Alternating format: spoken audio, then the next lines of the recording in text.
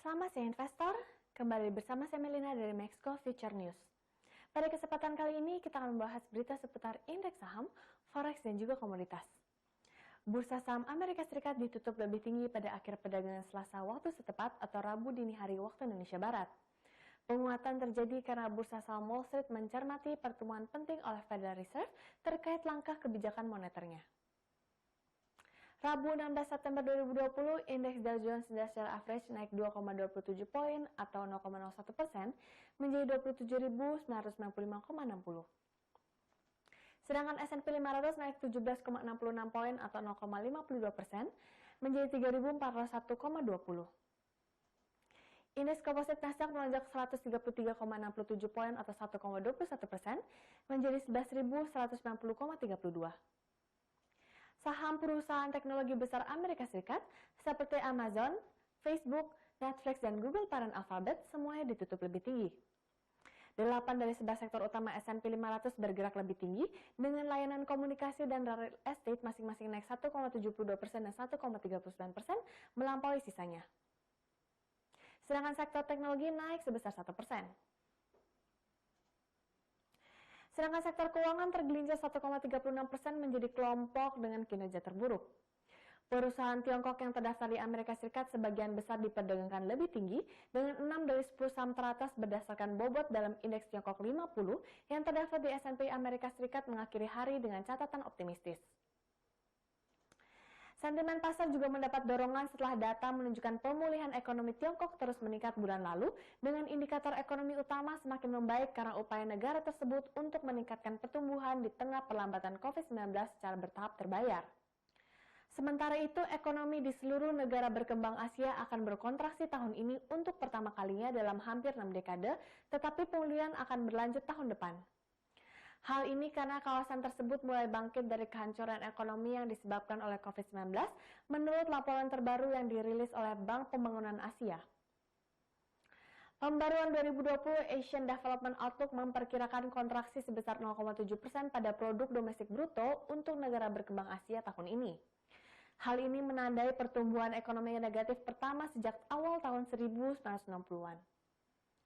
Laporan tersebut mengatakan pertumbuhan akan naik menjadi 6,8% pada tahun 2021. Beralih ke berita komoditas, emas berjangka di divisi COMEX New York Mercantile Exchange naik pada perdagangan Selasa waktu setempat atau Rabu dini hari waktu Indonesia Barat.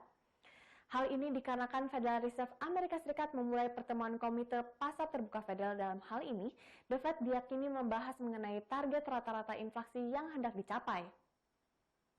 Rabu 16 September 2020, kontrak emas teraktif untuk pengiriman Desember naik 2,5 dolar atau 0,13% menjadi 1.966,2 dolar per troy ounce.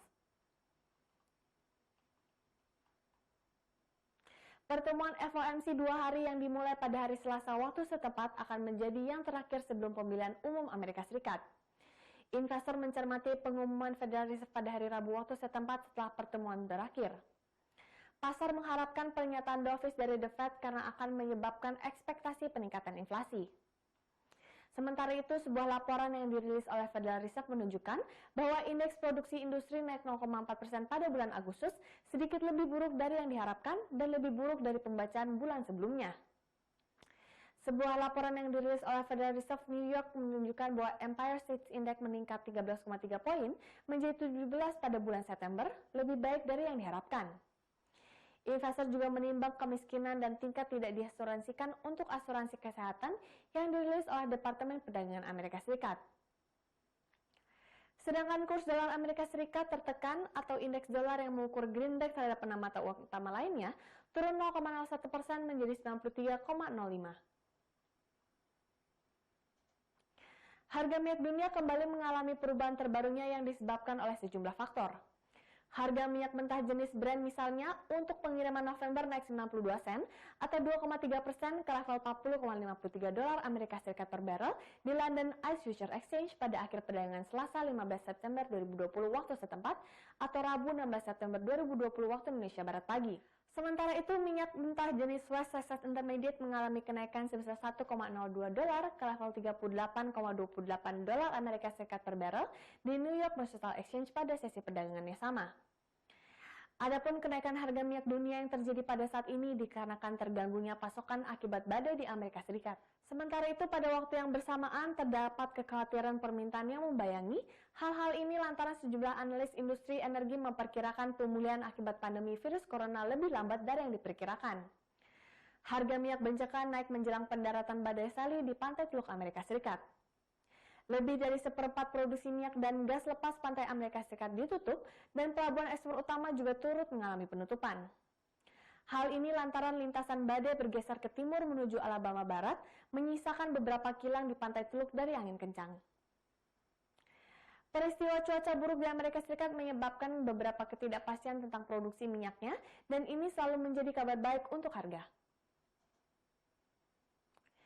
Sekian berita seputar indeks saham, forex, dan komoditas untuk hari ini. Saya Melina pamit undur diri, terima kasih dan sampai jumpa lagi.